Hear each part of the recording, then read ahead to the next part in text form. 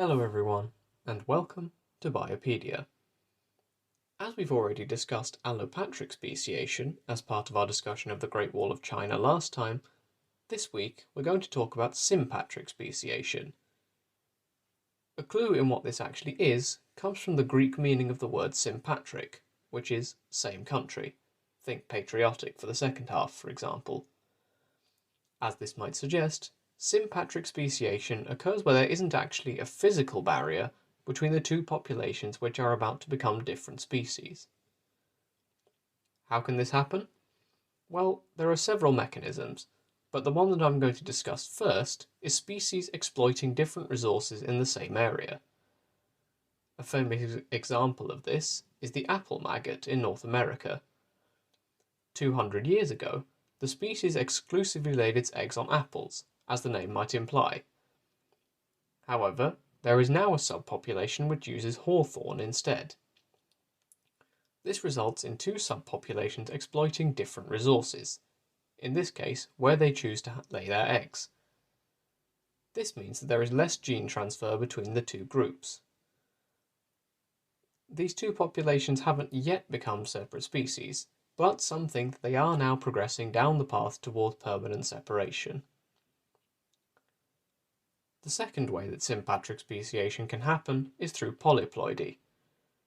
This is where a cell ends up with an extra set of chromosomes due to a mistake made in replication.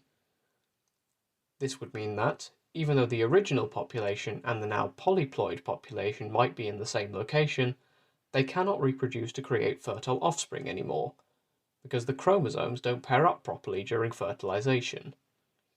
After all, the polyploid parent would contribute more chromosomes with their gamete than the other, meaning that correct pairing wouldn't be possible.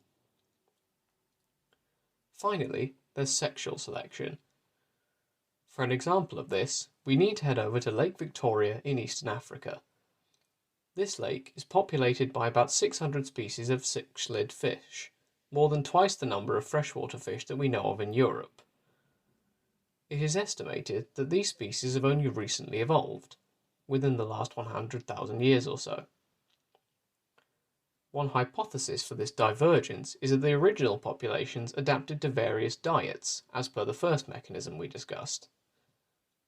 However, it is also thought that sexual selection might have had a hand in it. To see why, we're going to look at two example species, namely Pundamilia pundamilia and Pundamilia nayeri. These two species are closely related and are similar in many ways. However, they have different back colours, with one having a red back and one having a blue back. It's thought that the choice of mates, based on the colour of a male's back, might have acted as a genetic barrier between the two species, causing two different species to eventually emerge where there was only one population previously. There are two things I should quickly mention before we finish. First, there is a distinction between regular sympatry and effective sympatry.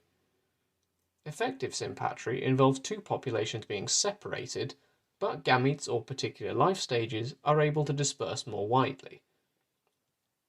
This means that, although the adult populations are effectively separated, there is still some functional overlap, meaning it technically falls within the boundary of populations sharing a habitat. The second point to mention is that the existence of sympatric speciation is still debated among the scientific community, with some scientists refusing to believe that it actually exists. Also, there are still other forms of speciation to talk about, but we'll have to leave that story for another time. In the meantime, thank you all for listening.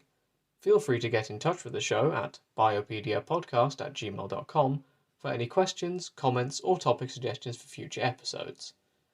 Until next time, have a great week, everyone.